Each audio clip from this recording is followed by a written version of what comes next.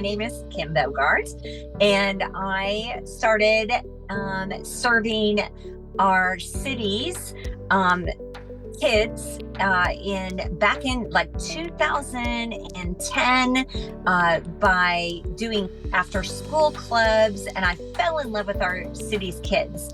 And in 2014, I was sitting on my bed. I had a great job that I adored, but I was sitting on my bed and these headlines came on the news, and it was that there were 31 shootings in 30 days here in Jacksonville, Florida.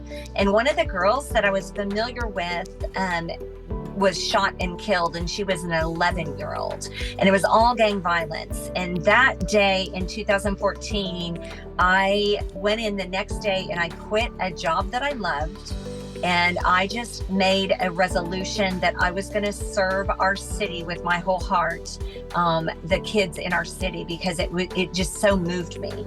About a week or two later, I was called into an emergency meeting with the mayor's department, Duval County Public Schools, and several other nonprofits. And I just kind of sat back and listened to what they said we needed, really as a response to the gang violence and what our city was really in crisis. And I had a beautiful group of men and women who started meeting in my house. That's how it got the name Kim's Open Door.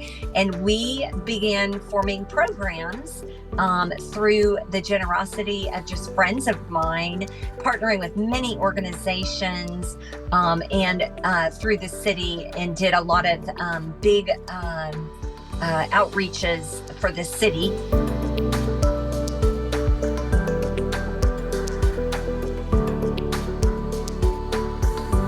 We do 4 things with refugee students. We provide education, because education unlocks influence for us, because the parents are so grateful and the schools are so grateful that we are giving these students any kind of help to learn English and to acclimate to our beautiful city and the American culture. Most of our kids, well, all of our kids have been traumatized, and they have to leave their countries, because of war, persecution. And so we are one of the first places that they ever get to come to, and they learn, many of them, their first words at Kim's Open Door. So education is a key to influence.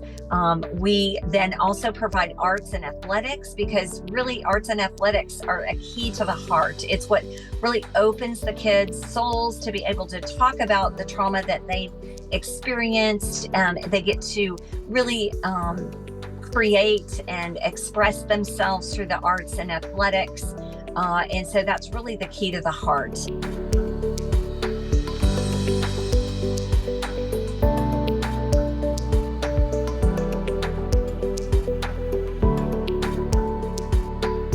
Then we found that a lot of our students were food insecure. Many of the apartments that I've been into with the students, they'll only have maybe potatoes and an onion and some eggs, and that's it for a family of 5 or 6. And so we also do nutrition, because we don't think our students can even think properly, and they surely cannot listen to anything we have to say if they're hungry. So we give away thousands and thousands of dollars worth of groceries every month, and that's a beautiful part of our program. We just gave away 120 bags of groceries yesterday, and we had elementary students, 6th graders, come and pack the bags and write notes to all our students' families the day before. So it's a beautiful program we do.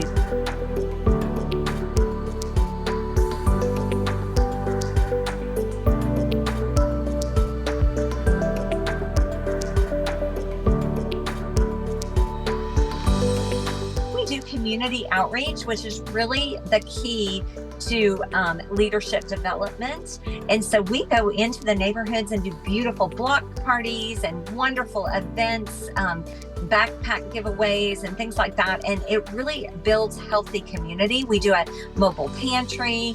And then what happens is our students or different leaders in the community begin blossoming and they start serving their own communities within our outreach events. So that's kind of the foundation of Kim's Open Door. We do those 4 things, and it has been a beautiful adventure. We have about 1,000 volunteers every year.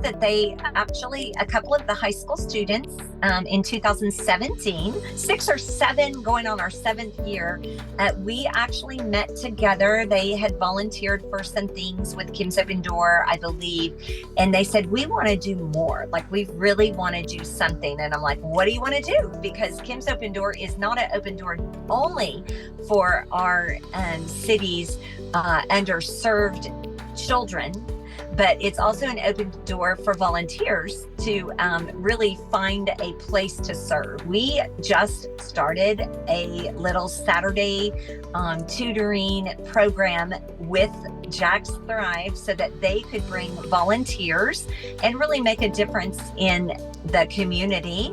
And so now we Kim's Open Door has certified wonderful teachers that we've trained. We provide curriculum for Jack's Thrive students, and then they bring the volunteers, and they are able to really meet with our kids almost one-on-one in our classes. The kids get to rotate our refugee students. I think we serve sometimes up to 40 kids every other Saturday. So we Kim's Open Door provides the transportation. We go get the students, we bring them on our campus, and they get to go to those rotations. And then Jack's Thrive brings about 25 volunteers every other Saturday, and they get to meet our refugee students and interact with them and learn about the refugee community, and also really help our kids by just conversational English and helping them with the whatever units that we're studying that week. And it has turned out to just be a beautiful, beautiful partnership that's really building bridges in all kinds of crazy ways.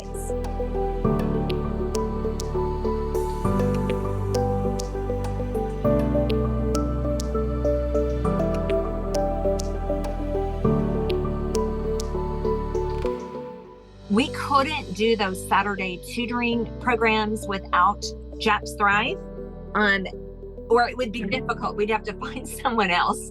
And so those kind of partnerships are so important to Kim's Open Doors. So today I'm at a school that is actually shutting down, and we are getting a whole bunch of donations. A lot of the students that come to serve, our refugee students, have never really met kids from all around the world, because we serve kids from about 13 different countries. Can you believe that? A lot of the students that come to serve at Jack's Thrive have never really sat down and talked to someone from the Middle East or talked to someone from a different country. And a lot of them, they learn so much about both cultures. I think that there is compassion and empathy that's really fostered through the Jack's Thrive partnership that we have. And so I believe that it's doing so much more than we could ever even begin to measure.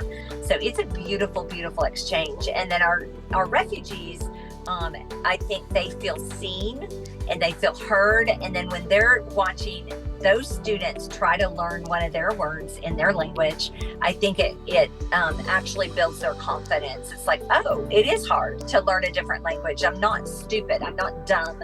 Because so many of the students tend, without a program like this, they just shut down because the English language is so difficult for them. And so many of our students, without our programs, they just shut down. Like they lose so much of the English language in the summer if we don't have a full-time school for them, because they just speak their own language in their houses, and they lose their confidence. In just a few months of not using that English language, they would lose that confidence.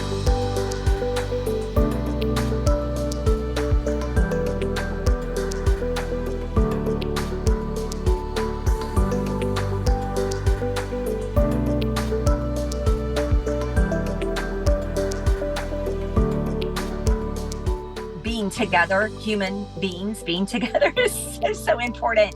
And that it's the way we were created is to have relationship with one another.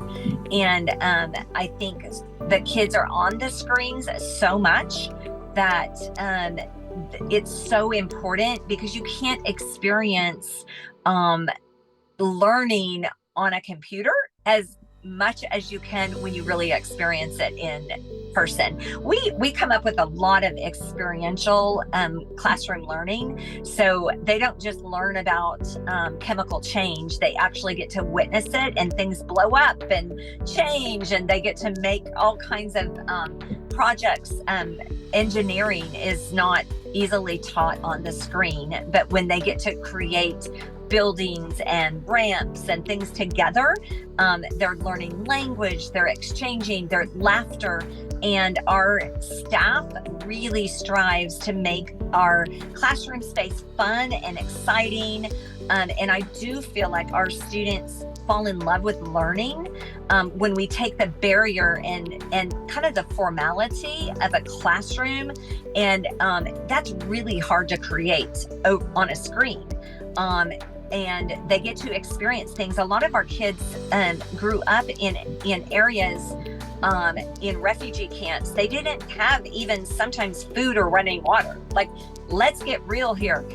They didn't have toys like our students, our volunteers are so used to. And so I think a lot of their childhood, and even in some of my adult volunteers and staff members, if they grew up in a home that didn't play together, I feel like their childhood is almost restored at Kim's Open Door through play. And you really can't do that on a screen.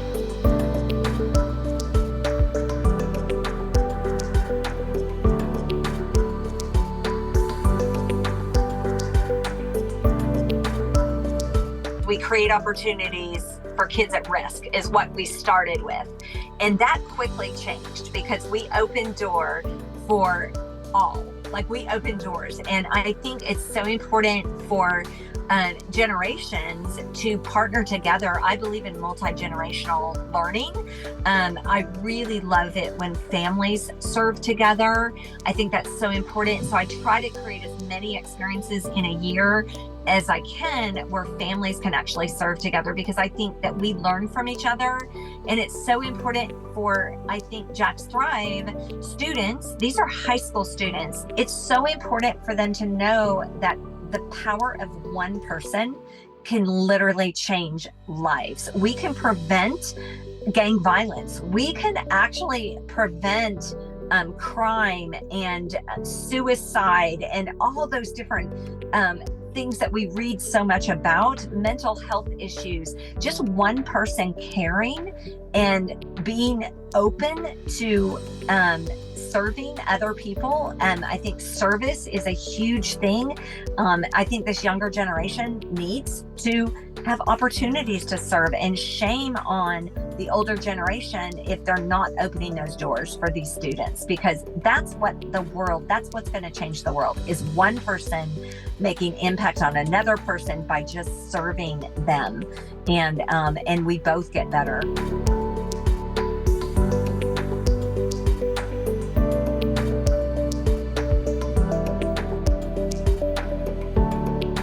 KimsOpenDoor.com is our website. You just go on there and fill out an application and a waiver, and immediately that puts you in our system. You should get a text message that gives you my personal phone number. We'll do a little personal interview, and then we will know which programs to plug you in, kind of what's on your heart, what your forte is, how you can serve the beautiful international community that we have here in Jacksonville. Biggest need that we have are monthly partners. And I do want to say this year is our 10th anniversary, and we're looking for 50 more people to give $100 a month. And it's just something you can plug and play, and then you get personal updates. You get to be part of change in Jacksonville. You get to really see, witness, and be part of taking groceries to families that need it, responding to someone that just lost their parent, being able to teach the first words to refugees here in our city that have to come here because of war. It's not that they chose to come to America for a better life. They literally had to leave their countries because of war and persecution. And you get to be a part of that beautiful story of restoring a life. And so partners, monthly partners, you can sign up on our website, kimsopendoor.com. Follow us on Instagram and you can see all the beautiful things we're doing on a daily basis.